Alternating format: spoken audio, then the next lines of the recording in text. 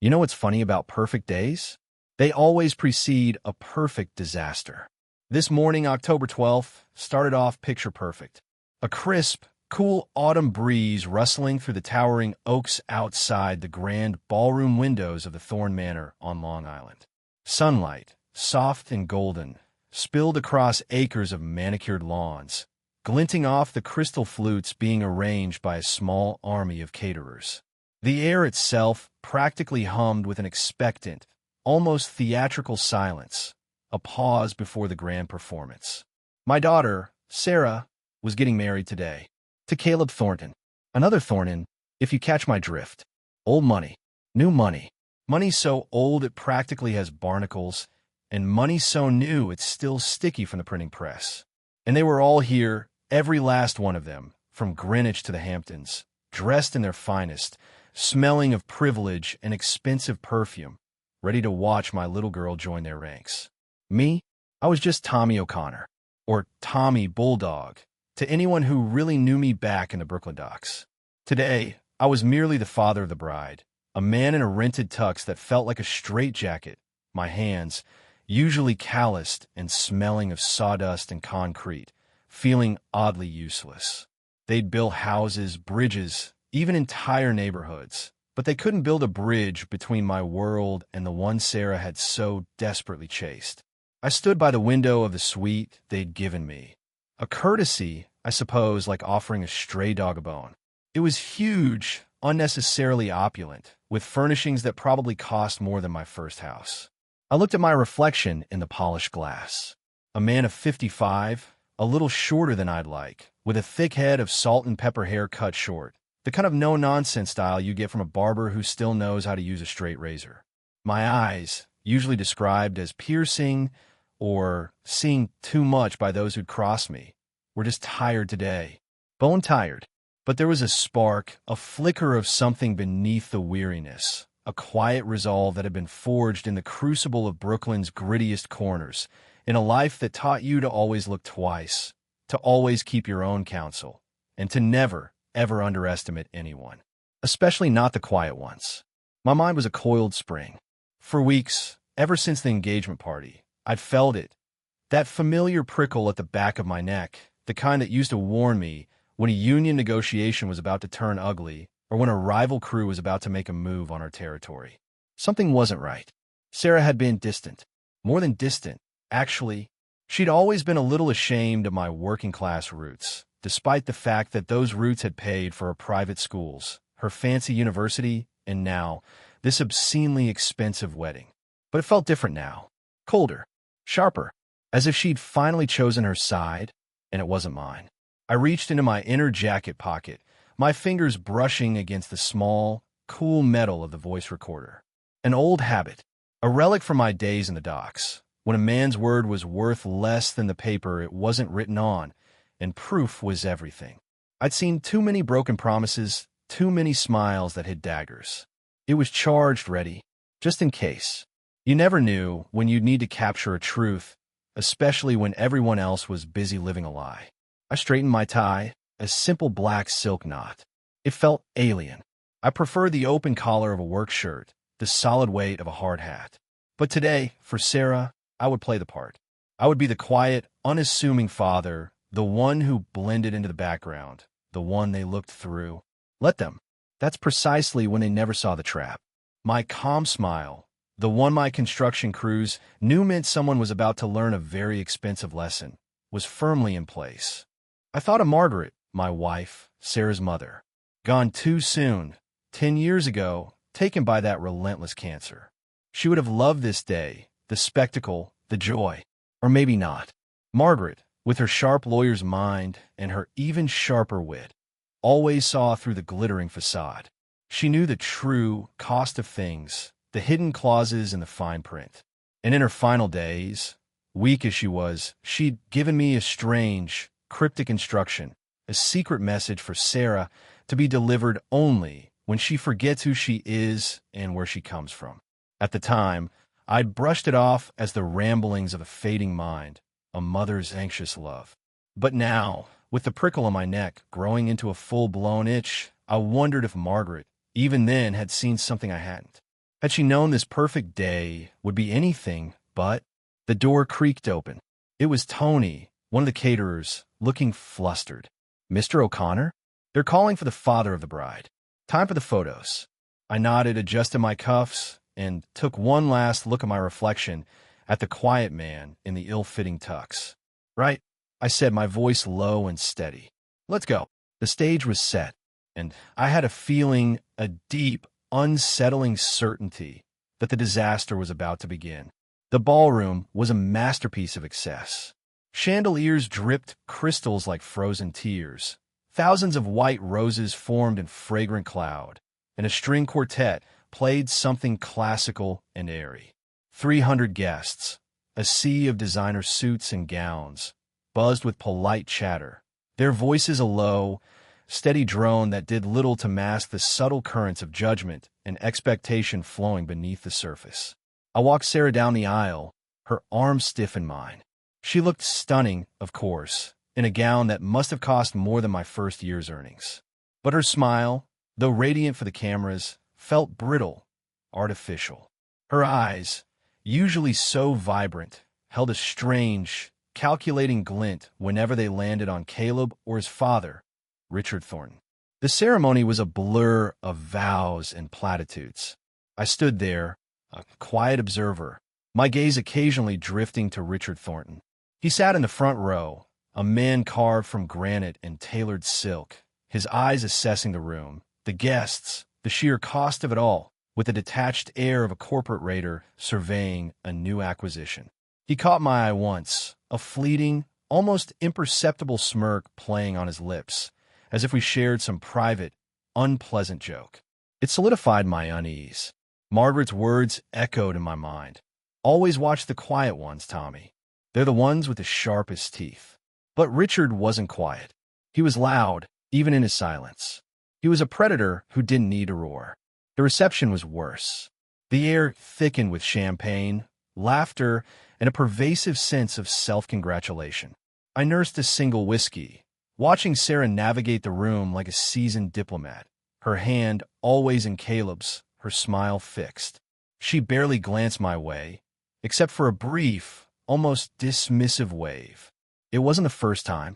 For years, I'd watched her drift away, drawn to the glittering lights of a world I couldn't provide, even if I'd wanted to. I built her a solid foundation, brick by brick, honest work. She wanted a castle built on air. Then came the toasts. Caleb went first, a slick, rehearsed speech about love, destiny, and the beautiful future they would build together. His words were as hollow as a drum, all rhythm and no soul. Richard Thornton followed, a masterclass in corporate rhetoric, praising his son's choice, welcoming Sarah into their distinguished family. His gaze lingered on me for a fraction of a second, a silent challenge. I met it head-on, my own face a mask of polite indifference. Finally, it was Sarah's turn. She took the microphone from Caleb, her movements fluid and confident. A hush fell over the room. This was her moment. My heart, against my better judgment, swelled with a flicker of paternal pride, a desperate hope that she might say something, anything, that spoke to the years of sacrifice, the quiet love that had shaped her. She smiled, a dazzling, almost predatory flash. Her eyes swept across the room, past me, lingering on Richard Thornton with an almost possessive adoration. "I am so incredibly happy today," she began, her voice clear and resonant, amplified by the sound system. "To finally be joining a family, a real family. A family that understands what it means to truly belong." My gut tightened. I knew what was coming. I'd seen it in her eyes earlier, in the way she'd avoided me. The quiet warning from Margaret roared in my ears. Sarah paused, her smile faltering just enough to seem almost apologetic, almost regretful, but the coldness in her eyes betrayed it. She turned, and for the first time, her gaze landed squarely on me. It was a look of pity mixed with disdain. "You know," she continued, her voice dropping a notch, as if sharing a painful secret with the room, "my father, he's a good man, I suppose. In his own way. He means well. But he's just a struggling contractor. Always in his work boots, smelling of sawdust and concrete. He's always been so out of place in my world. He never truly understood ambition or elegance or real wealth. Honestly, he's just a pathetic pauper. The words hit me like a physical blow. Not because they were true, they weren't, not in the way she meant them, but because they were delivered with such casual cruelty, such public humiliation. A ripple of suppressed laughter, a chorus of murmurs, swept through the room. I saw Caleb squeeze her hand, a triumphant smirk on his face. Richard Thornton, across the room, raised his glass in a barely perceptible salute. They were in on it. This wasn't just Sarah's thoughtless cruelty. It was a calculated performance. My jaw tightened, but my expression remained blank. Pathetic pauper. After everything, after years of building, literally building, her life, her future, after paying for this very wedding, this opulent display of her newfound status, I felt the heat rising in my chest, a cold fury simmering beneath my placid exterior. The world seemed to shrink, focusing on her cruel, dismissive words. But now, she finished, her voice regaining its bright, triumphant tone. Now I have a real family. A family that understands me. A family worthy of my status. And I couldn't be happier. She raised her glass, the applause a roar in my ears. I saw her look at me again, her eyes daring me to react, to embarrass myself further. She wanted to show. She wanted to prove her new allegiance, her final break from the man who had given her everything. For a long moment, I sat there, the weight of her words pressing down on me. My hands, still resting on my knees, twitched. The room was a blur. But then a quiet strength, a familiar resolve, settled over me. Pathetic pauper. That was their narrative. Not mine. Not Margaret's. I pushed back my chair, slowly, deliberately. The scrape of wood on the polished floor was loud in the sudden lull. All eyes turned to me. Sarah's smile faltered, a flicker of surprise, then irritation. Caleb looked wary. Richard Thornton's smirk vanished, replaced by a calculating stare. I didn't rush. I walked towards the podium, each step measured, deliberate. The path felt miles long. I reached the microphone, adjusted it slightly, the small thump as I tapped it resonating through the speakers. My gaze swept over the room, meeting Sarah's, then Caleb's, then Richard's. Their faces were an open book to me now. Surprise, apprehension, a dawning realization that they might have miscalculated. "If you'll indulge me," I said, my voice low but clear, carrying to every corner of the vast ballroom.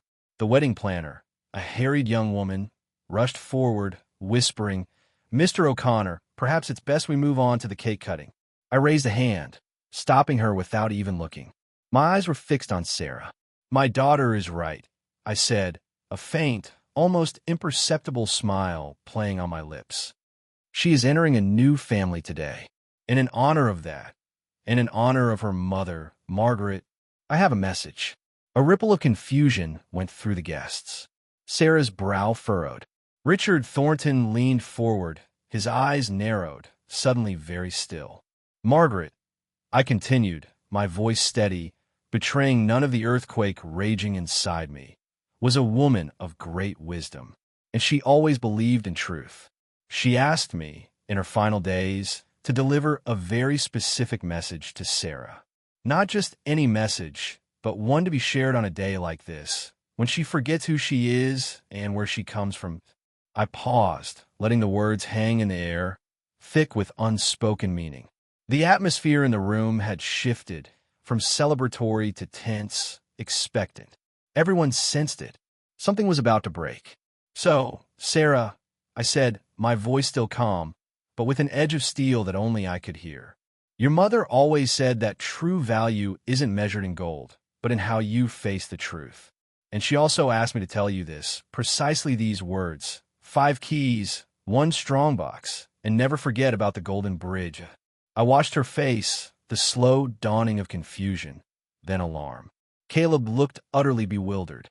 But Richard Thornton went white.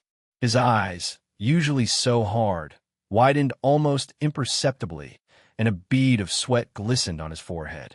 I held their gaze for another long moment, letting the cryptic words settle in the sudden, absolute silence of the ballroom. Then, I simply placed the microphone back on its stand, turned, and walked back to my seat, my movements slow, deliberate, as if nothing out of the ordinary had occurred. But the storm, I knew, had just begun to gather.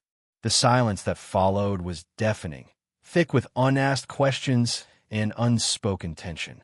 It hung in the air, a palpable thing, heavier than any of the crystal chandeliers. Sarah stood by the microphone, utterly bewildered, her perfect wedding smile shattered. Caleb, next to her, looked like a deer caught in headlights, his face a mask of confusion.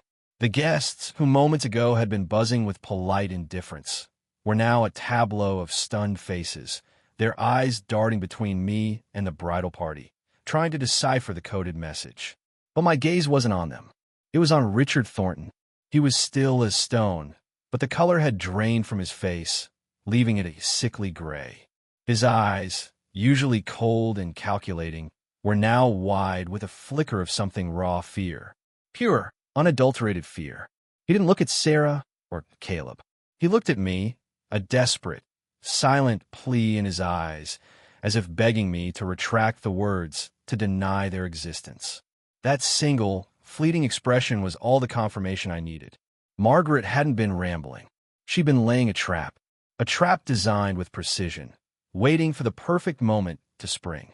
I sank back into my chair, my calm exterior unwavering, though a tremor of satisfaction, cold and sharp, ran through me. The small, almost imperceptible click of the voice recorder, which I'd activated the moment Sarah began her scathing speech, was a secret reassurance in my pocket. Every word, every cruel dismissal, every terrified gasp, captured. The wedding planner, bless her heart, tried to regain control. Let's cut the cake, shall we? She chirped, her voice too bright, too forced. The string quartet, sensing the shift in atmosphere, tentatively picked up a more cheerful tune, but it sounded off-key, discordant. Sarah, still reeling, finally snapped out of her daze. She forced a strained smile, a pathetic attempt to brush off my words as an eccentric father's ramblings. "Oh, Dad," she laughed, a brittle, high-pitched sound. "Always with your riddles. You know Mom loved her little games." She tried to make eye contact with me, a desperate, pleading look that asked for complicity. I gave her nothing. My face remained impassive. Caleb, ever the dutiful puppet, tried to play along. "Just one of Mr. O'Connor's charming quirks, darling," he said, forcing a chuckle. But his eyes, too, kept darting to his father, then back to me. He wasn't laughing. They cut the cake. The photographers captured the moment, but the joy had bled out of the room. The celebration had turned into something else, something heavier, laced with an unspoken question mark. Guests started whispering, their gazes lingering. Some looked at me with a new curiosity, others at Sarah with pity, and a few, the more perceptive ones, at Richard Thornton with subtle suspicion. The seed of doubt had been planted. As the evening wore on, the facade slowly crumbled. The speeches became forced, the dancing less enthusiastic. Sarah, despite her earlier triumph, looked increasingly miserable.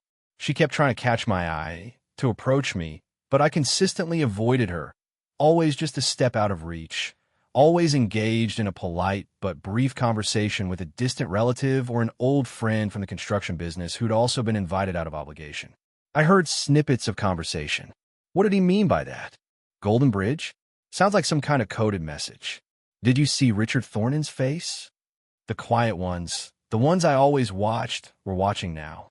Finally, as the party dwindled and the last of the reluctant guests began to depart, Sarah approached me, her face pale, her eyes red-rimmed. She'd clearly been crying. "Dad," she whispered, her voice raw. "What was that? What did you do?" I looked at her, my daughter, standing amidst the ruins of her perfect day. "I did exactly what your mother asked me to do, Sarah," I replied, my voice devoid of warmth but not of sadness. "I deliver a message meant for you, a message she wanted you to hear, especially today." "But, Golden Bridge? 5 keys," she stammered. "What does it mean?" "That, my dear, is for you to figure out," I said, a flicker of the old Tommy, the one who led men and solved problems, returning to my voice. Or maybe it's for all of us to figure out. Some truths are too big for one person to carry.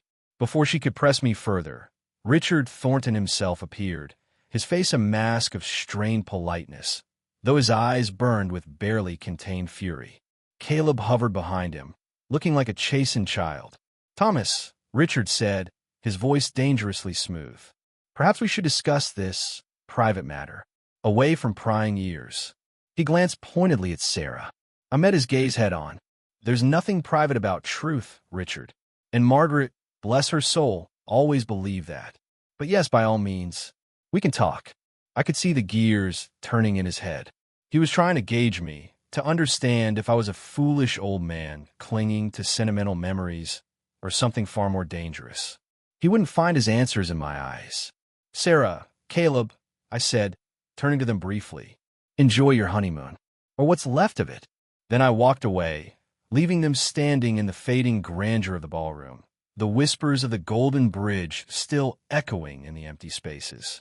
As I stepped outside into the cool night air, the same breeze that had promised a perfect day now felt like the harbinger of a storm that Margaret, in her infinite wisdom, had prepared for. And I, Tommy O'Connor, the pathetic pauper, was about to become its reluctant but very capable architect. The game had officially begun, and I knew, with a chilling certainty, that this was a game Richard Thornton would regret ever starting.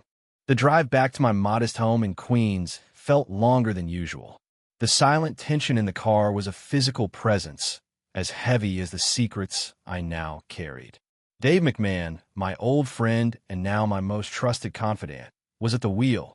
He'd picked me up after the reception, his usual jovial face replaced by a somber curiosity. Dave hadn't asked questions, not directly. He'd just given me a knowing look as I got in, a silent acknowledgement that something big had gone down. That's why I trusted Dave. He knew when to talk, and more importantly, when to listen. Or just drive. "You really rattled him, Tommy," Dave finally said, breaking the silence as we crossed the Queensboro Bridge, the glittering skyline of Manhattan a cold, distant spectacle. Richard Thornton. Never seen him look like that. Like he'd swallowed a poisoned frog. I grunted, staring out the window. He looked like he'd seen a ghost, Dave. And in a way, he had. "Margaret." We pulled up to my 2-story house, a comfortable, unassuming place on a quiet, tree-lined street. It wasn't a mansion, but it was paid for, every brick laid by my own hands or the hands of men I trusted. It was solid, real, everything Sarah had called pathetic pauper just an hour ago. Inside, I shed the ridiculous tux, tossing it onto a chair. I pulled on an old, faded work shirt and a pair of worn jeans. This felt right. This was me. I poured myself a single malt, neat, and gestured for Dave to do the same. "Tell me, Tommy," Dave said, swirling his whiskey. "What was that about? 5 keys, 1 strongbox, Golden Bridge?" I took a slow sip, letting the amber liquid warm its way down. "It was Margaret's insurance policy, Dave. Her last will and testament, in a way. She always said if anything ever happened to her, or if Sarah ever needed reminding of who she truly was, I was to deliver that message. And you never did, never felt the need. Until today. Sarah made her choice. She chose their world over ours, over her mother's memory. And the look on Richard Thornton's face, it confirmed what I'd always suspected. I closed my eyes, letting the whiskey and the memories wash over me. Margaret. She was a force of nature, my Margaret. I met her at a union meeting, believe it or not. She was a fiery young law student, volunteering for legal aid, passionate about workers' rights. I was the rough around the edges, pragmatic leader of the Longshoremen's Union, more comfortable with a fist fight than a legal brief. We were opposites, but somehow we just fit. She saw past the tough exterior, saw the man who wanted to build something real, something fair. I saw her sharp mind, her unwavering sense of justice, and a beauty that made my heart ache. She joined a big corporate law firm after graduation, Thornton Group Legal. Ironically, she wanted to change the world from the inside, she said. I laughed, telling her the inside of those places was where the rot truly began. She just smiled that knowing smile of hers. Maybe, she'd said, but sometimes, Tommy, you need to see the rot to truly understand how to clean it up. For years, her work was a mystery to me. She'd come home late, tired, her mind often miles away, grappling with complex contracts and corporate maneuvers. She never spoke about the specifics, citing client confidentiality, but I could always tell when something was bothering her. Her jaw would be tighter, her sleep restless. Sometimes, in the middle of the night, I'd find her staring out the window, a thoughtful, almost haunted look in her eyes. "Everything all right, Margie?" I'd ask. She'd just sigh, lean into me. "Just corporate politics, Tommy. The kind of dirt that leaves stains you can never quite scrub clean." She always had a knack for metaphors, for simplifying complex things into undeniable truths. She once told me, "If something ever happens to me, Tommy, remember, my love for you and Sarah is a bridge. A strong one. But bridges can crumble if the foundation is rotten. Always check the foundation." I'd brushed it off as one of her lawyerly anxieties, a habit of seeing threats where none existed. Now, I wasn't so sure. After Sarah was born, Margaret scaled back her work, focusing more on family. But she never truly left the legal world. She became an independent consultant, taking on selective cases, often for charities or small businesses, keeping her mind sharp. She also started dabbling in investments, quietly building up a nest egg, always telling me it was just in case. Just in case of what, she never said. She'd always been independent, fiercely so. She'd handled her own finances, insisted on a separate account, though we shared everything else. "A woman needs her own autonomy, Tommy," she'd say with a wink. "Especially a smart one." Then came the cancer. It was swift, brutal. In her final months, she became strangely focused, almost obsessive. She spent hours in her study, poring over old files, making notes, writing in a small leather-bound journal she always kept locked. She'd make cryptic phone calls, always in hushed tones. I thought it was her way of coping, finding order in the chaos of her dying body. One afternoon, a few weeks before she passed, she called me to her bedside. She was weak, her voice a bare whisper. "Tommy," she'd said, her eyes, usually so bright, now dim but still filled with a fierce intelligence. "I need you to promise me something. If Sarah ever truly loses her way, if she forgets who we are, who I was, you give her that message. 5 keys, 1 strongbox, Golden Bridge. Don't explain it. Just say it. And watch Richard Thornton's face." I promised, my throat tight with emotion, my mind reeling. I thought she was delirious. "What's in the strongbox, Margie?" I'd asked gently. She just smiled, a faint, knowing smile. "Truth, Tommy, and maybe a little justice. For those who can't fight for themselves." Then she drifted off to sleep, never to fully awaken with that same clarity again. Now, sitting in my living room, the memory of Richard Thornton's ashen face burned in my mind.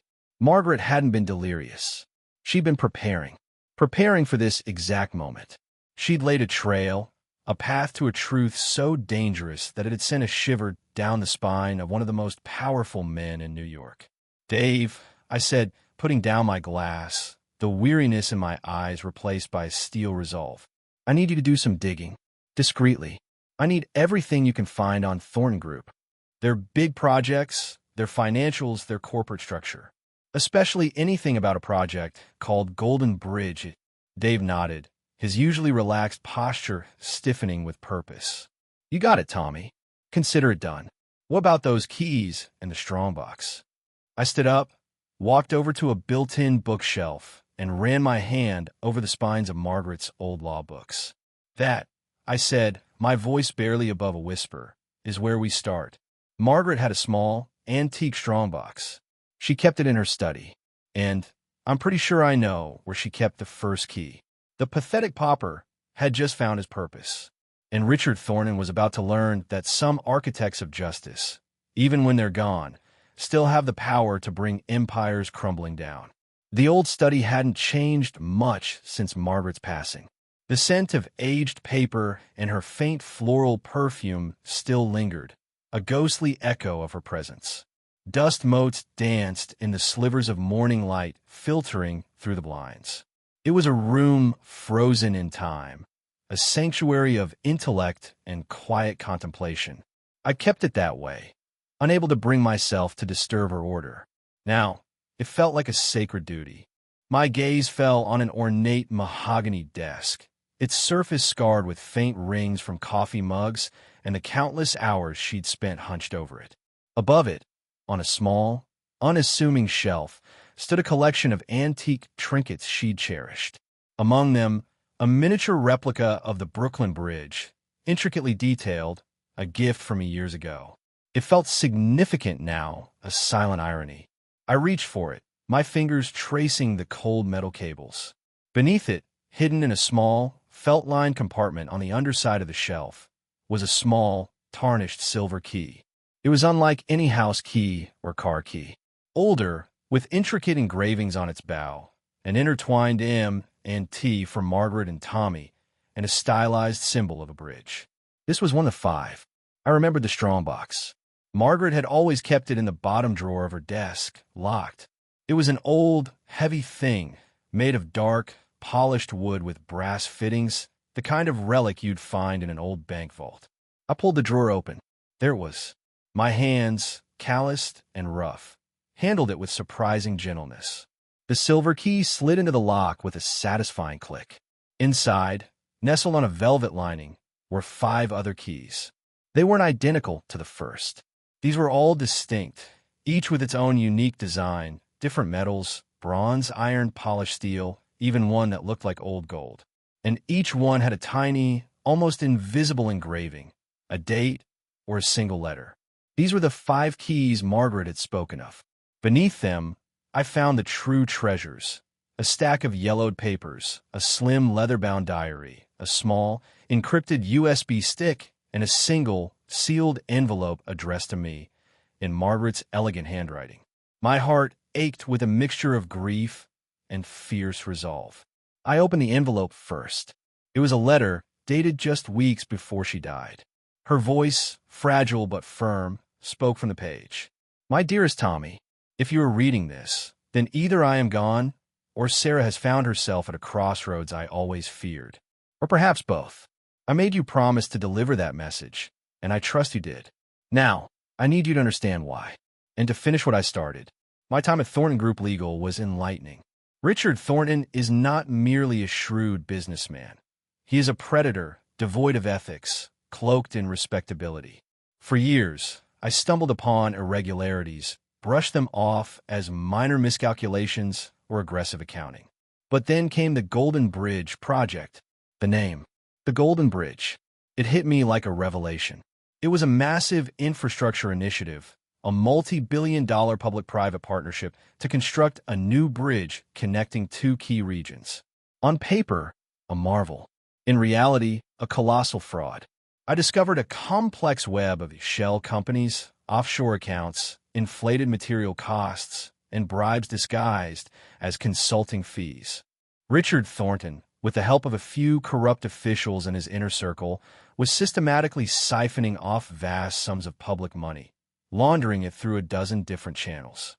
It was audacious, brilliant in its criminality, and utterly heartbreaking in its implications for the taxpayers, for the real people who would rely on that bridge.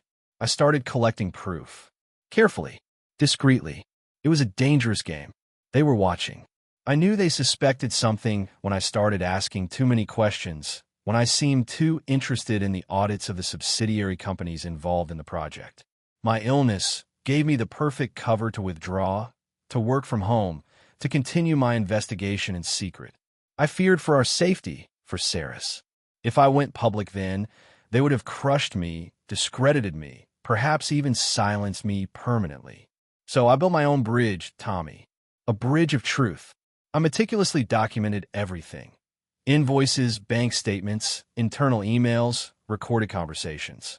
The USB drive contains it all, encrypted with the password, your birthday, year, and our wedding anniversary date. The 5 keys? They're not just keys to this strongbox. They are keys to safety deposit boxes scattered across the city, each containing a fragmented piece of the evidence, designed to be released only if I disappeared or if Richard Thornton ever directly threatened our family. One of them, I believe, contains a final, damning piece of evidence that ties him directly to the disappearance of a whistleblower who tried to expose a smaller scam years ago. I couldn't bring myself to expose him fully while I was alive, not with Sarah so young, not with his power so absolute. I knew it would destroy everything we had, and I was too tired, too sick to fight that battle alone. But I couldn't let him get away with it. This is my legacy, Tommy. Not just for Sarah, but for the truth. For justice. Use this, Tommy. Use it to protect Sarah from the very darkness she so blindly chases. Use it to ensure that men like Richard Thornton do not simply win. And remember, my love, a builder like you knows that a rotten foundation will eventually bring down the entire structure, no matter how shiny the facade. Oh, my love, always. Margaret. My hands trembled as I finished reading. The air in the study felt thin, charged with Margaret's ghost, her unwavering strength, her quiet, terrifying resolve. She hadn't been a victim. She'd been a general, planning a posthumous war, arming me with the weapons to fight it. And her motivation wasn't just revenge, it was justice. A deep, abiding faith that the truth, eventually, would find its way to the surface. I looked at the 5 keys, then at the USB drive, a tiny conduit to years of secrets and carefully collected evidence. The Golden Bridge wasn't just a physical structure. It was the bridge of lies Richard Thornton had built. And Margaret, my brilliant, quiet Margaret, had found all the weak points in its foundation. I called Dave. "You find anything yet?" I asked, my voice tight. "Just started, Tommy," he replied. "But I did find a little something on the Golden Bridge project. It was riddled with cost overruns, delays, and a couple of those construction companies involved, they went belly up right after it finished. Sketchy stuff." "What?" "Because, Dave," I said, a grim smile forming on my lips, "Margaret just handed us the blueprint to tear it all down." The next few days were a blur of intense, calculated action. My quiet, unassuming life as a contractor was put on hold, replaced by late-night meetings with Dave, deciphering Margaret's meticulous notes, and following the intricate breadcrumbs she'd left behind. The first task was to decrypt the USB drive. The password, 08121968102319995, my birthday and our wedding anniversary, was a painful reminder of the life we'd built and the love that fueled this grim quest. The drive was a treasure trove. Spreadsheets detailing suspicious transactions, scanned copies of offshore bank statements, internal memos with alarming annotations in Margaret's familiar hand, and even fragments of audio recordings, snippets of hushed conversations that implied coercion and cover-ups. The sheer volume and detail were overwhelming, a testament to Margaret's quiet brilliance and relentless pursuit of truth. She hadn't missed a single thread in Richard Thornton's elaborate tapestry of deceit. Dave, with his network of anonymous sources and his uncanny ability to make people talk, started piecing together the current state of affairs around the Golden Bridge project and the Thornton Group. He confirmed that a federal investigation into infrastructure fraud had recently stalled, citing lack of sufficient evidence. This was no coincidence. Richard Thornton had powerful friends, powerful enemies, and a reputation for crushing anyone who dared to oppose him. Meanwhile, the ripples from the wedding were starting to spread. Sarah called, her voice brittle with forced cheerfulness. "Dad, Caleb and I are back from our mini-moon. Look, about the other day, it was just the champagne talking, you know? And Mom's little riddles are so confusing. Can we just forget it? Everything's fine, isn't it?" Her attempt at reconciliation was transparent, coated in panic. The Thorntons were clearly applying pressure. I could almost hear Richard's voice in her words, his instructions on how to smooth things over. "Everything is far from fine, Sarah," I said, my voice calm, but with an underlying current that brooked no argument. "And your mother's riddles, as you call them, are about to become very clear. To everyone." She stammered, then started to cry, real tears this time. "Dad, please. You don't understand. Richard, he's furious. He said if you don't drop whatever this is, he'll ruin us. He'll ruin you." Your business, everything. He'll try, I said, a cold smile forming on my lips. But some foundations are built stronger than others, Sarah. Unlike the ones he favors. I hung up before she could respond, letting her stew in the fear Richard had instilled in her. It was a cruel necessity. She needed to feel the weight of what she'd embraced. The threats didn't stay verbal for long. My construction sites, usually meticulously organized, started experiencing unfortunate accidents. A generator blew, inexplicably. A shipment of critical steel beams was misrouted to a different state. Nothing catastrophic, nothing that couldn't be fixed, but enough to cause delays, cost money, and send a clear message.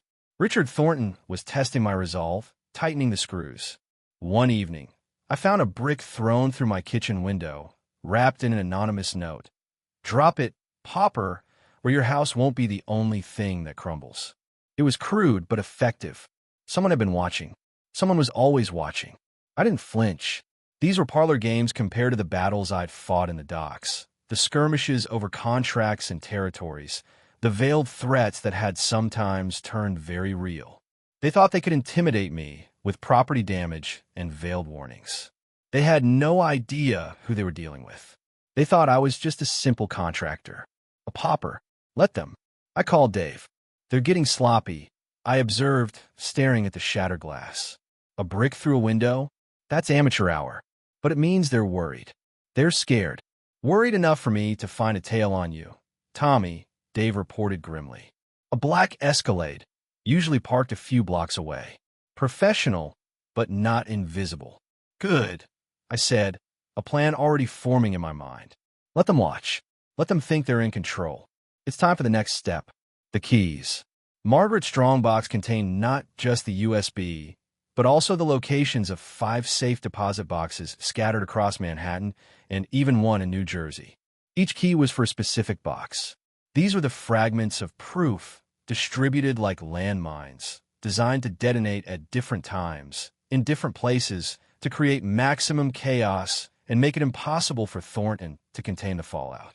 The first key led me to a small, unassuming bank in the financial district. I walked in, dressed in my usual work clothes, a nondescript figure among the sharply dressed bankers and brokers. The bank manager, a polite, elderly woman, led me to a private room.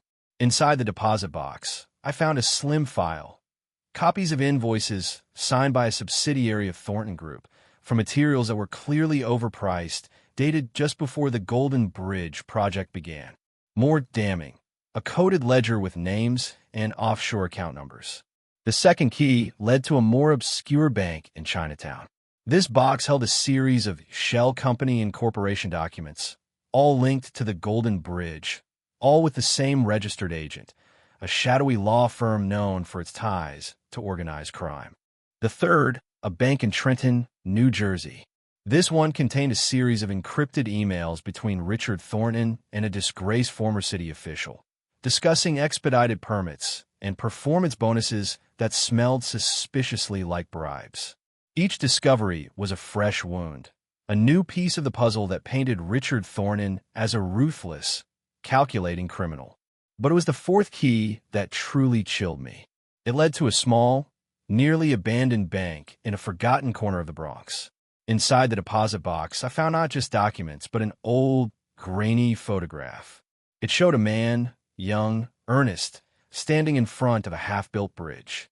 A face I didn't recognize, but his eyes held a familiar fire. Tucked beneath the photo was a faded news clipping. Whistleblower disappears before testifying on construction fraud. The date of the disappearance coincided eerily with the early stages of the Golden Bridge project, and a single, handwritten note from Margaret. He knew too much. Richard silenced him. This is the truth, Tommy. Margaret hadn't just been fighting corruption. She'd been fighting for justice for the dead. The weight of it settled on my shoulders, heavy and cold. I knew then that Richard Thornton wasn't just a white-collar criminal. He was dangerous, and I was walking into a war. But I also knew Margaret had entrusted me with this, not just as her husband, but as the man she knew could finish it. The bulldog, they called me. And bulldogs, once they get their teeth in, don't let go. Not until the job is done. The discovery of the whistleblower's photograph and Margaret's chilling note solidified everything. This wasn't just about money, or even just about Sarah's misguided ambitions. This was about a life extinguished for greed. Richard Thornton wasn't just a crook, he was a murderer. My quiet, brilliant wife had walked a tightrope of danger, collecting evidence not just to expose, but to ensure justice for those who couldn't speak for themselves. The realization ignited a cold, steady fire in my gut. There was one key left. The fifth. Margaret's instructions for this one were different. It wasn't a location, but an instruction. When all seems lost and the path is obscured, seek the guardian of unspoken truths. He holds the final piece. Below it, a name and a number. Mr. Smith, XXX, XXXXXX.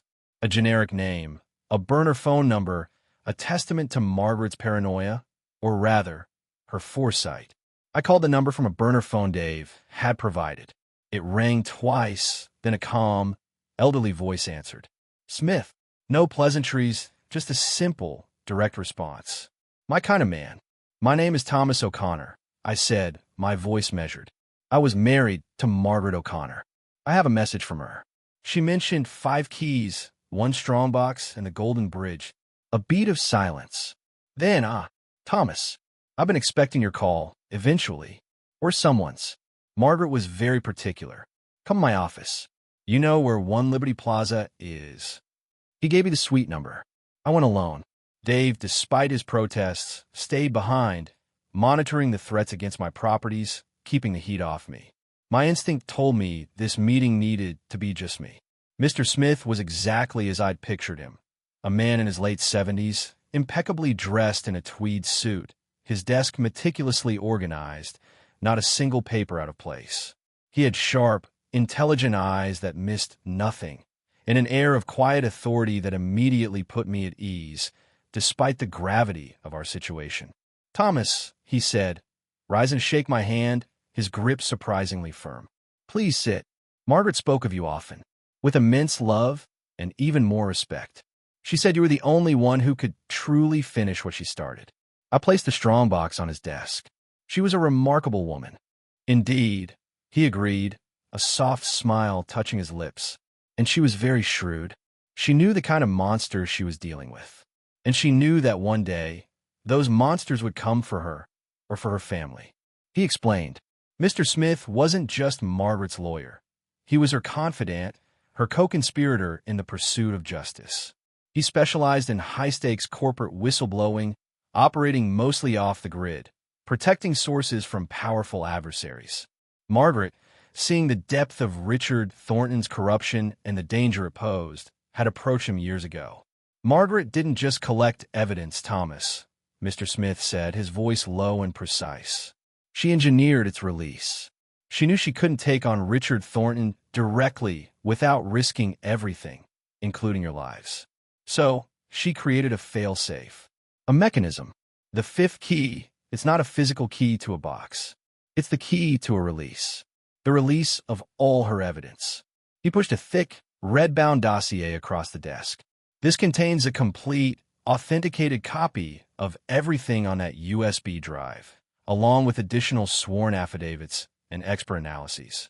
It's been sitting in a secure, off-site vault, set to be digitally released to the relevant authorities, the FBI, the SEC, the Department of Justice, and several key investigative journalists, at a predetermined trigger point.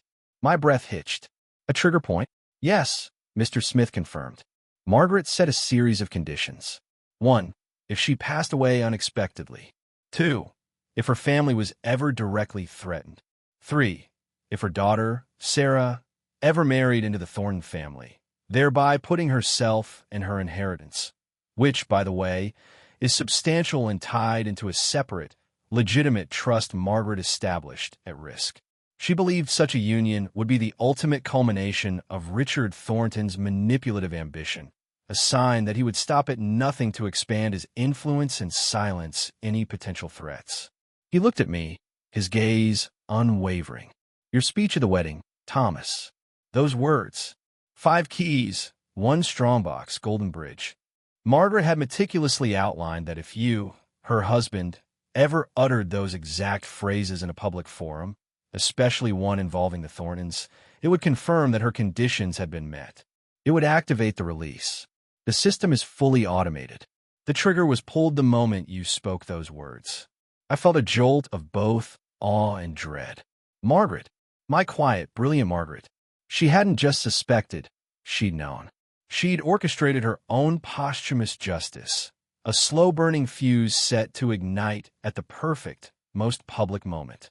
She had used my love, my quiet strength, and Sarah's public betrayal to ensure Richard Thornton's reckoning. So it's already out there? I asked, a strange mix of relief and terror washing over me. No, Mr. Smith corrected gently. The mechanism has been activated. The clock is ticking. The evidence is programmed for a delayed release. 24 hours from the moment you spoke those words. Margaret wanted to give Richard Thornton one last chance to realize the inevitable, to feel the walls closing in before the whole world came crashing down on him. And she wanted to give you, Thomas, the opportunity to deliver the final blow, to choose the time and the place. He pushed a small, encrypted tablet across the desk. This device is linked to the system. It allows you to accelerate the release, to push it through immediately if you deem it necessary, or to let the timer run out. But once released, there's no stopping it. It's designed to be irreversible, untraceable back to any single point. I picked up the tablet, its cool surface feeling heavy in my hand. Margaret's genius was chilling. She had anticipated every move, every contingency. She hadn't just collected evidence. She had built an entire strategic operation, designed to unfold with the precision of a master chess player. And she had made me her final, most potent piece. What about Sarah? I asked, my voice barely a whisper. Her inheritance? Will she be caught in the crossfire? No, Mr. Smith assured me. Margaret was meticulous. Her personal wealth, accumulated from her legitimate legal work and shrewd investments, is separate and protected in a trust that is untouchable by Thornton Group's collapse. It's substantial, enough to secure her future, even without the Thorntons. It was always her deepest wish to provide for Sarah, no matter what path she chose. But the trust dictates that she can only access the full extent of it once she's reached a certain age and proven her financial independence for a period of 5 years, ensuring she doesn't squander it on fleeting desires or allow others to control her. A wave of emotion washed over me. Sarah's cruel words at the wedding, her dismissive call about me being a pathetic pauper Margaret had known, had protected her even from herself. I looked at the tablet, then at Mr. Smith. Richard Thornton will be looking for a way out. He'll be trying to shut this down. He'll come after me. Undoubtedly, Mr. Smith nodded. But he doesn't know what he's looking for. He doesn't know the full scope of Margaret's plan. He thinks you're just an angry, grieving husband with some vague threats. He doesn't know you're holding the detonator to his entire empire. I gripped the tablet, the cold fire in my gut turning into a burning resolve. Then it's time to give him a chance to feel the heat, I said, my voice steady. He chose this fight. Margaret chose the weapon, and I'm going to deliver the final blow. Let's prepare for the ultimate unraveling of the Golden Bridge. The stage was set, not for a wedding, but for a reckoning. And I, Tommy Bulldog O'Connor, the unassuming contractor, was about to become the architect of Richard Thornton's downfall. The next 24 hours were a masterclass in psychological warfare. Richard Thornton was a cornered animal, but a dangerous one. Mr. Smith had given me the tools, but Margaret had given me the blueprint for how Richard's mind worked. His arrogance, his belief in his own untouchability, those were his biggest weaknesses, and I intended to exploit every single one of them. Dave, bless his methodical heart, was already at work. Following Margaret's subtle instructions, he begun planting anonymous, cryptic leaks in obscure financial blogs and forums, hints about imminent federal probes and unraveling infrastructure scams related to a prominent NYC investment firm. Nothing concrete enough to trigger an immediate investigation, but enough to create a tremor. The goal wasn't to expose yet, but to sow panic, to make Richard sweat, to force his hand. They're starting to notice Tommy, Dave reported, his voice tight over the secure line. Thornton Group's stock took a dip this morning. Nothing major, but it's a ripple. And I heard chatter from contact at the SEC. They're monitoring unusual trading activity around Thornton. Someone's dumping shares or buying up short positions. Someone knows something. Good, I responded. Keep the pressure on. Make him feel like the walls are closing in, but he can't see the hand that's closing them. The calls from Sarah intensified. She was a wreck. Caleb, apparently, was barely speaking to her, terrified that his name would be dragged through the mud. Richard, she sobbed, was terrifying. He'd confined her to their penthouse, demanding she find out what I knew, threatening to cut off her allowances, her credit cards, everything. The reality of her marriage, the brittle facade of her true family, was shattering before her eyes. He called you a pathetic pauper, Dad. He said you were a fool, she wailed. And now he's saying if this gets out, if anything affects his business, he'll disinherit Caleb. He'll make us destitute. Destitute, Sarah? I asked, my voice flat. You have no idea what that word means. Your mother made sure you never would. But your choices, and his, will have consequences. I didn't offer comfort. I couldn't. Not yet. She needed to feel the full, crushing weight of her disdain, the price of her ambition. She needed to understand what her mother had sacrificed, what I was now risking, to protect her from the very monster she'd willingly embraced. Later that day, Richard Thornton himself called. No pleasantries. His voice was like polished steel, smooth but cold. Thomas, we need to talk. My office. An hour. Alone. It wasn't an invitation. It was a summons. I paused, letting him wait. Your office, Richard? No, I don't think so. I prefer neutral ground, and I won't be alone. I'll bring someone who understands the intricacies of golden bridges and their foundations. I heard his sharp intake of breath. He knew. He suspected I had something, but he couldn't grasp the extent. This is highly irregular, Thomas.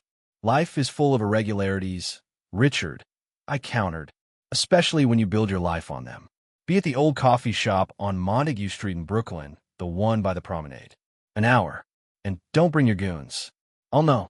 He snarled something unintelligible, then hung up. He was losing control, and it chafed him. Good. The coffee shop was an old haunt, a place Margaret and I used to grab breakfast on weekends.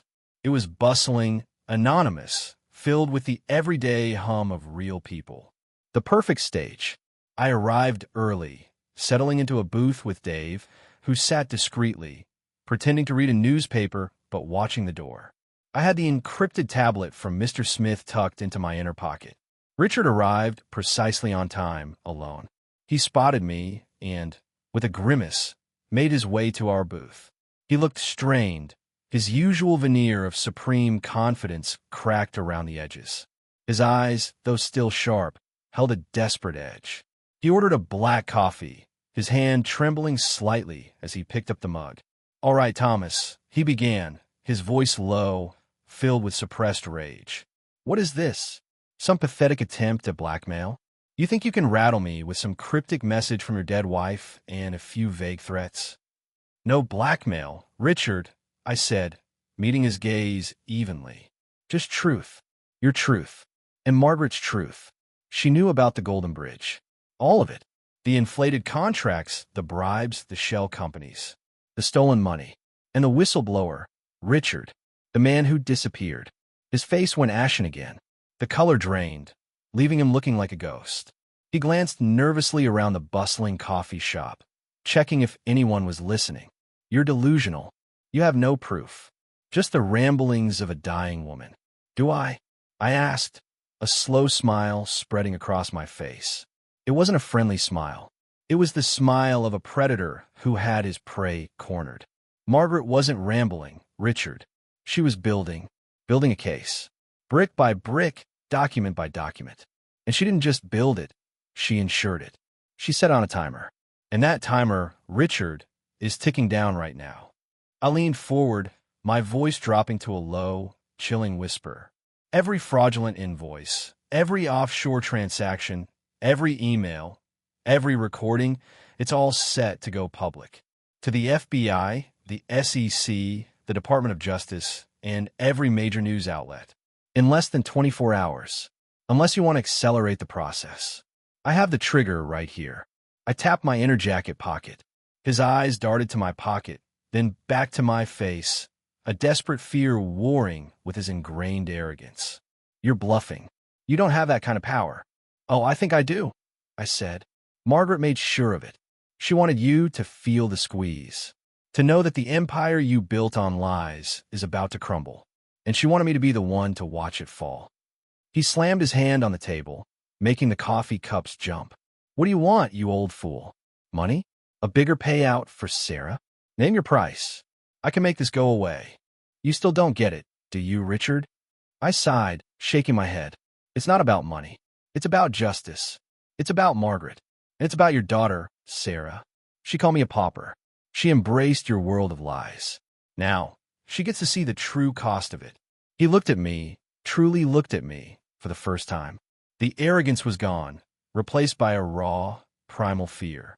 He saw not a pauper, but a man of unwavering resolve, armed with the undeniable truth. He saw Margaret's legacy distilled into my quiet, implacable rage. You won't get away with this, O'Connor, he hissed, his voice trembling slightly. I'll bury you. I'll make sure you lose everything. You can try, I said, pushing my unfinished coffee away. But you're trying to bury a man who knows how to dig. And the ground you're standing on, Richard, is about to open up beneath your feet. I stood up, leaving him sitting there alone, a powerful man utterly powerless, trapped in the web of his own making. As I walked out, Dave discreetly slipped out behind me, leaving Richard Thornton to contemplate the impending abyss. The countdown had begun, and the architect of retribution was ready to watch his golden bridge collapse. The call came an hour after my meeting with Richard. It was Mr. Smith. Thomas, I just received a frantic call from an anonymous source at Thorn Group. Richard is in a full-blown panic. He's called an emergency board meeting for tomorrow morning, and he's frantically trying to mobilize his legal team. He's also put out feelers for a major public relations event, a press conference, a charity gala, anything to restore confidence and project an image of stability. He's trying to get ahead of it, I observed, trying to spin a narrative before the truth hits. Precisely, Mr. Smith confirmed. He wants to control the message, to mitigate the damage. He's announced a significant philanthropic donation to a local community development fund, specifically for underserved neighborhoods. He's painting himself as a benefactor, a pillar of the community. I let out a mirthless chuckle. Figures. The oldest trick in the book. Buy goodwill to cover up the bad. Where's this press conference taking place? At the Thornton Group's flagship building, in their grand ballroom. Tomorrow, 10 a.m. It's a very public spectacle. Perfect, I said. Margaret would have appreciated the irony. This was it. The stage Richard had unwittingly set for his own public dismantling. I spent the rest of the evening with Dave and Mr. Smith, meticulously reviewing Margaret's files, preparing the final presentation. We didn't need to do much. Margaret had done 99% of the work. Our job was simply to package it, to ensure the narrative was undeniable, impactful, and delivered at the precise moment to achieve maximum effect. The key is not to accuse directly, Thomas, Mr. Smith advised, adjusting his spectacles. It's to present the facts, the irrefutable evidence, and let the truth speak for itself. Let their numbers tell the story. Let their documents incriminate them. And the whistleblower, I added, looking at the faded photograph. He gets his justice too. Absolutely, Mr. Smith affirmed. Margaret was very clear on that. His story, his sacrifice, must be part of the narrative. We assembled a concise, powerful presentation, side-by-side comparisons of official project costs versus actual expenditures, tracing the financial flows through shell companies, highlighting the glaring discrepancies. Charts, graphs, even carefully edited audio snippets from Margaret's recordings, all designed to be projected onto a large screen, impossible to ignore. It was a lawyer's dream, a corporate criminal's nightmare. Just as we were finalizing the details, Dave's phone rang. His face, usually calm under pressure, tightened. He listened for a moment, then cursed softly. "What is it, Dave?" I asked, a cold knot forming in my stomach. He hung up, his jaw clenched. "My contact at the docks. Someone tampered with the loading equipment at your main construction site. A crane malfunction. They say it was maintenance error, but my guy says it was sabotage. Pure dumb luck, no one was under it. Someone could have been killed, Tommy. The air in the room grew heavy, chilling. Richard wasn't just playing dirty, he was playing for keeps. He was sending a clear, unambiguous message. Back off, or people get hurt. My people. And they think I'm just a pathetic pauper who won't fight back. I murmured, my voice dangerously low. The thought of one of my crew members, a father, a husband, getting hurt because of Richard's desperation, because of my fight, fueled a new, searing wave of fury. It wasn't just about Margaret anymore. It was about protecting what she'd cherished, what we'd built, not just the concrete structures, but the community, the people who worked honest jobs, who believed in honest work. This changes things, Thomas, Mr. Smith said, his voice grave. Richard is escalating. He's showing he's willing to cross lines. I looked at the tablet, at the countdown timer for Margaret's automated release system. Less than 18 hours left. I could accelerate it. Press the button. Let the truth explode right now. But no, Richard wanted to make a statement. He wanted to project strength, benevolence, control. He wanted his press conference. And I would let him have it. I would let him stand on his grand stage, under the glittering lights, feeling triumphant. And then I would pull the rug out from under him. I would show him the true meaning of a broken foundation. No, I said, my voice steady, my eyes fixed on the blank screen where the damning evidence would soon appear. It doesn't change things. It clarifies them. He wants to play in public? Fine. The show must go on. But he won't be dictating the script. Tomorrow, at 10 a.m., the true architect of the Golden Bridge will finally be revealed. And it won't be him. I felt Margaret's presence in the room, a quiet approval. She had armed me not just with evidence, but with patience, with strategy. She knew that some battles weren't won with brute force, but with timing, precision, and an unshakable belief in the power of truth. The final act was upon us, and Richard Thornton was about to learn that some lessons, the most expensive ones, are taught by the quietest men. The Thornton Group's grand ballroom, typically reserved for lavish corporate celebrations, felt less like a venue for philanthropy and more like a courtroom. Every major news outlet was there, cameras flashing, microphones bristling. Reporters buzzed, smelling blood in the water. Richard Thornton, flanked by a phalanx of grim-faced lawyers and an increasingly agitated Caleb, stood at a gleaming podium emblazoned with the Thornton Group logo. He looked composed, almost regal, but I could see the subtle tremble in his hand as he adjusted his tie, the faint sheen of sweat on his brow under the harsh lights. He was playing a part, and he was struggling. I sat in the third row, a silent observer in my unassuming suit, blending perfectly into the background of junior executives and less important journalists. Dave was a few rows back, his eyes scanning the room, his hand subtly resting on the small recorder in his pocket. Mr. Smith, blending in like a shadow, was positioned near the back, ready to observe the chaos about to ensue. The room quieted as Richard tapped the microphone. He began with a practiced smile, a smooth, confident delivery. He spoke of the Thornton Group's unwavering commitment to ethical business practices, of their deep roots in the community, of his personal dedication to philanthropy. He announced a multi-million-dollar donation to the very community development fund that was meant to offset the damage from the Golden Bridge project, a brazen act of damage control. He even made a subtle, veiled reference to unscrupulous individuals attempting to tarnish a respected name with baseless accusations, his eyes sweeping over the crowd, daring anyone to challenge him. I let him talk, let him build his narrative, layer his lies. The timer on Mr. Smith's tablet, discreetly placed under my arm, was ticking down. Less than 5 minutes until Margaret's meticulously prepared evidence would hit the digital airways. I could feel the tension radiating from Richard, his desperate need to assert control, to project an image of impregnable power. He was a performance, waiting for his final curtain. Then he paused, surveying the room with a triumphant smirk, as if daring anyone to dispute his fabricated reality. "Are there any questions?" he finally asked, a challenge in his voice. Several hands shot up, but before he could pick one, I slowly, deliberately rose from my seat. My movement was subtle, yet authoritative. The murmurs in the room died down. All eyes, including Richard's, turned to me.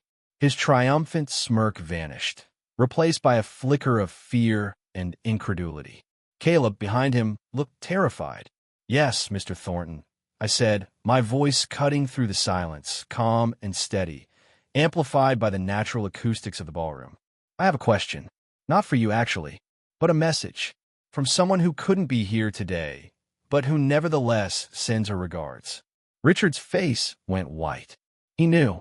He finally, truly knew. He opened his mouth, but no sound came out.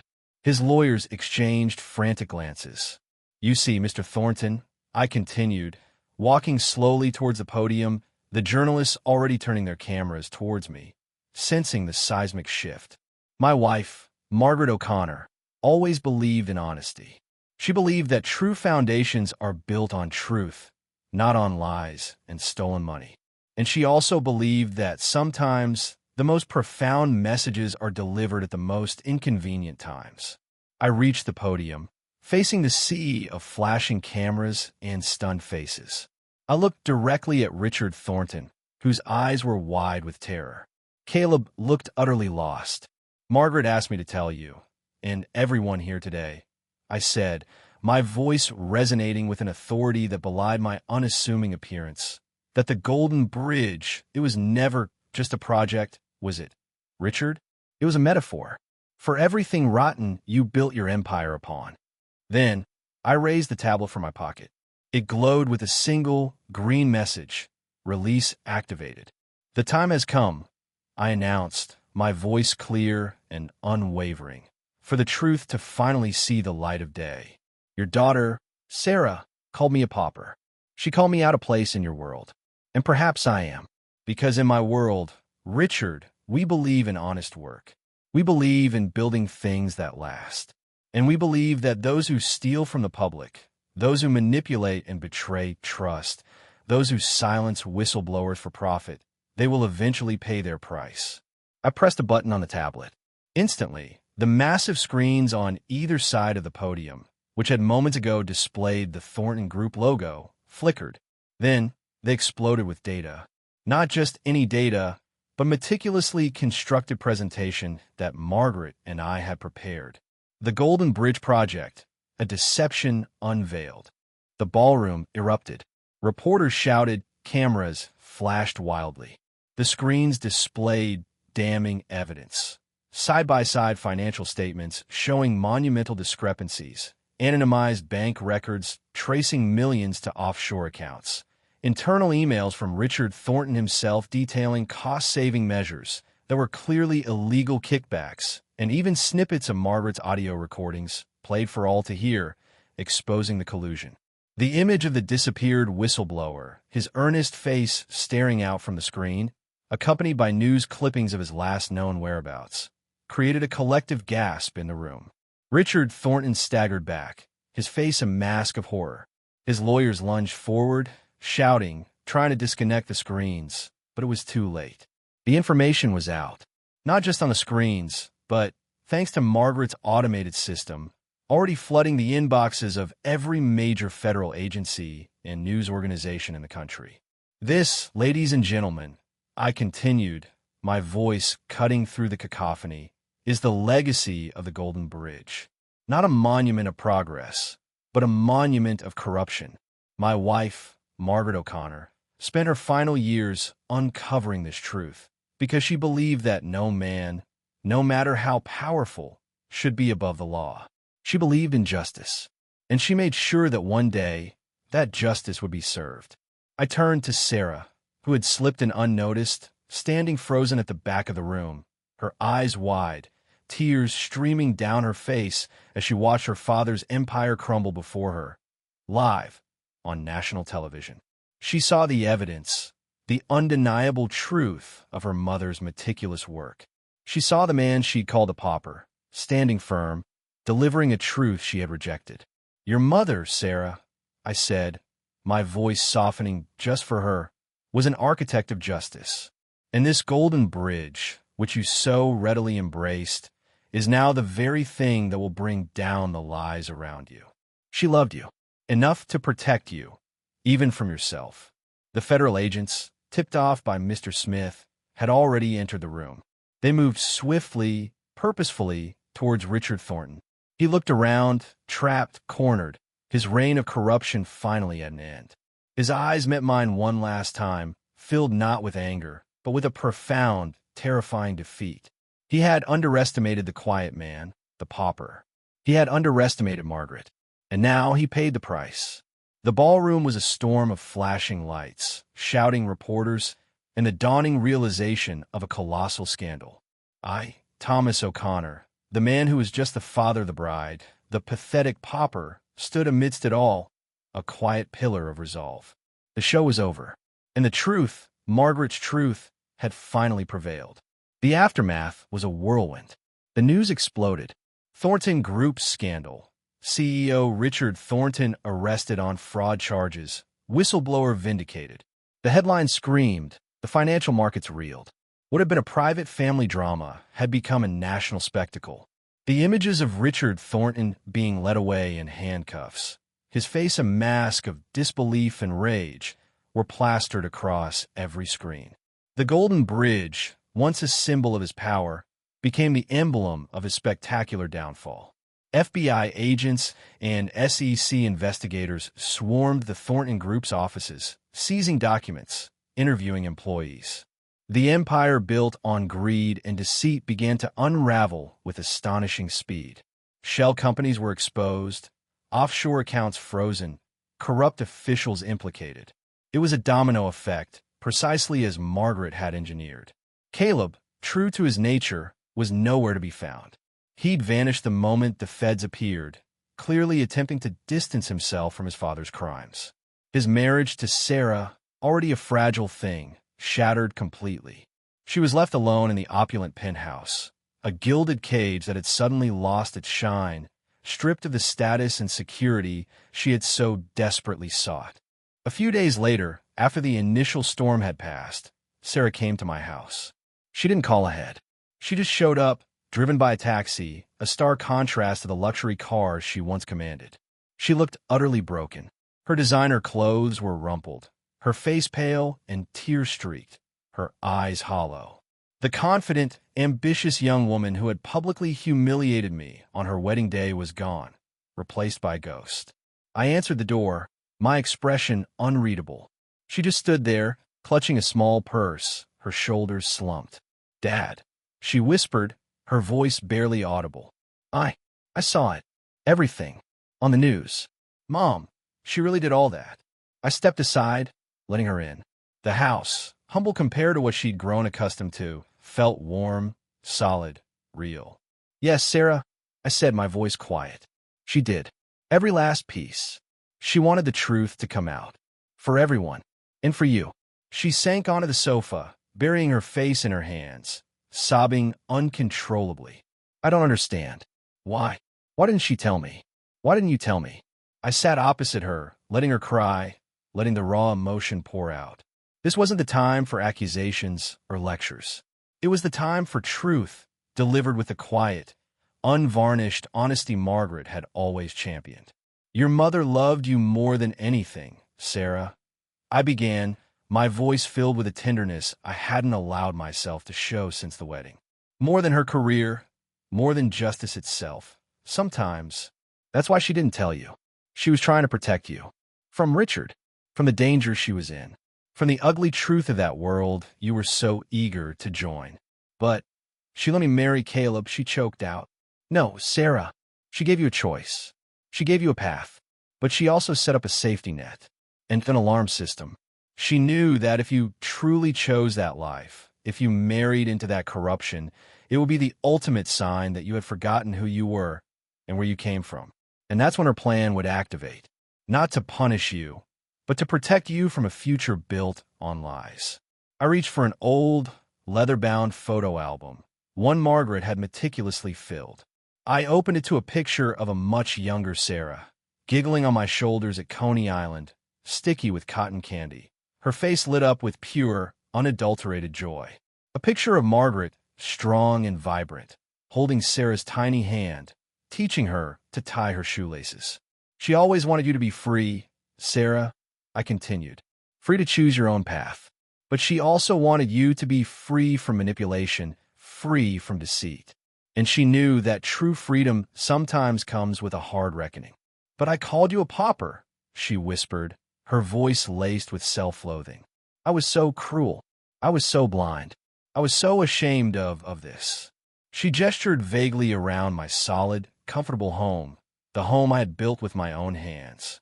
You were chasing something hollow, Sarah, I said gently. Something that glittered but had no substance. Your mother's legacy isn't the millions she left you, which, by the way, are substantial and protected in a trust she set up to keep you safe and independent. Her real legacy is the truth, the courage to stand against injustice, the belief that integrity matters more than wealth. I explained about the trust, about how Margaret had set it up so Sarah couldn't squander it, couldn't be manipulated, couldn't access the full amount until she had proven her independence and earned her own way for a period. It was a final lesson, a challenge from her mother to truly find herself. She wanted you to build your own bridge, Sarah, I said. A real one. Not one built on lies, but on your own 2 feet. She always believed you had the strength for it. Just like she did. Sarah looked at me, her eyes slowly losing some of their emptiness, replaced by a glimmer of understanding, and perhaps a flicker of that old fire that had once burned in her mother. So, all that money from the Thornton Group, that's gone now, right? That money, Sarah, was never yours, I said, my voice firm. It was stolen, and your mother made sure it will be returned to the people it was stolen from. She established a special fund, managed by Mr. Smith, to compensate the victims of the Golden Bridge fraud and to support community projects in the very neighborhoods Richard Thornton exploited. That's her true inheritance. That's her ultimate justice. She listened, her face a mix of shock and dawning realization. Her mother wasn't just a victim. She was a hero, a quiet warrior who had engineered a profound act of justice. And I, her father, the pathetic pauper, had been her instrument. The conversation wasn't about forgiveness, not yet. It was about truth, about understanding, about the shattering of a false reality and the painful, yet necessary, birth of a new one. Sarah had lost her opulent future, her social climbing, her superficial marriage. But perhaps, just perhaps, she had gained something far more valuable. The truth about her mother, the true measure of her father, and the chance to build a life of genuine value. The empire was shattered, and with it, a part of Sarah's heart. But in its place, perhaps a seed of something real, something strong, had finally begun to grow. Months have passed since the dust settled. The Thornton Group, once a titan of finance, is now a shell of its former self, its assets being liquidated to pay off debts and compensate victims. Richard Thornton is in federal prison, facing a long, well-deserved sentence.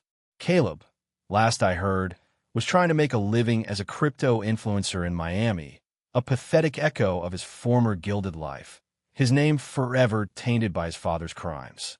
The world, the one Sarah had so desperately craved, had chewed them up and spat them out. My life, surprisingly, has returned to a semblance of normal, albeit a new normal.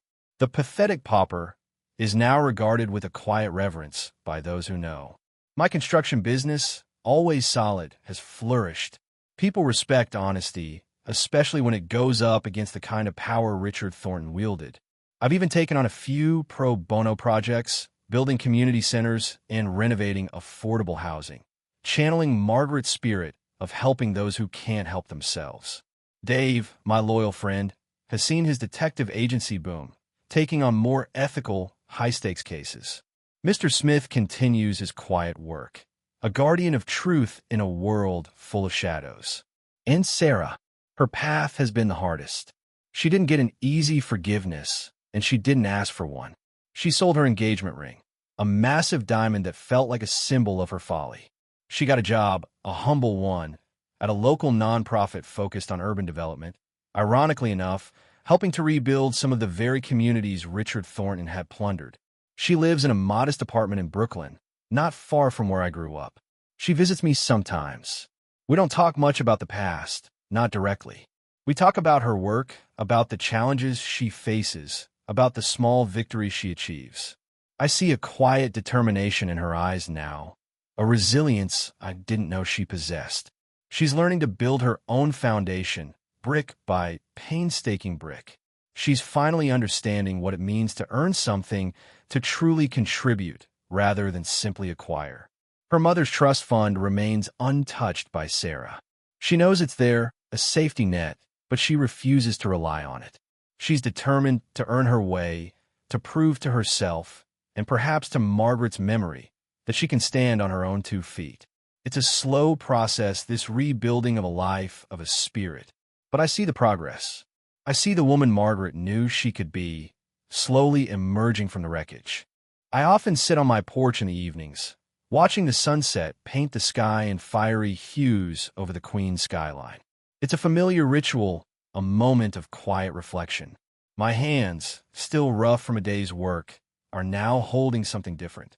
Not just a whiskey glass, but the weight of a profound truth. Margaret, her quiet strength, her unwavering commitment to justice, her foresight in planning every detail of Richard Thornton's downfall, even from her deathbed. She didn't just expose a criminal, she forced a reckoning. She didn't just seek revenge, she orchestrated justice. She showed the world that even the most formidable empires can crumble if their foundations are built on lies. I pull out an old, worn photograph from my wallet. It's a picture of Margaret, younger, vibrant, her eyes sparkling with that unique blend of intelligence and love that captivated me from the moment we met. She's smiling, a knowing smile, as if she always knew how things would turn out. "You got your justice, Margie," I whisper, my voice rough with emotion. "And you gave Sarah something far more valuable than wealth. You gave her the truth, the chance to build a real life." I look out at the fading light, at the city that never sleeps, the city that is constantly being torn down and rebuilt. And I know, with a deep, settled certainty, that some bridges are made of steel and concrete, but the strongest ones are built from truth, integrity, and an unshakable belief in what's right. And for that, for Margaret, for the quiet truth, it was all worth fighting for.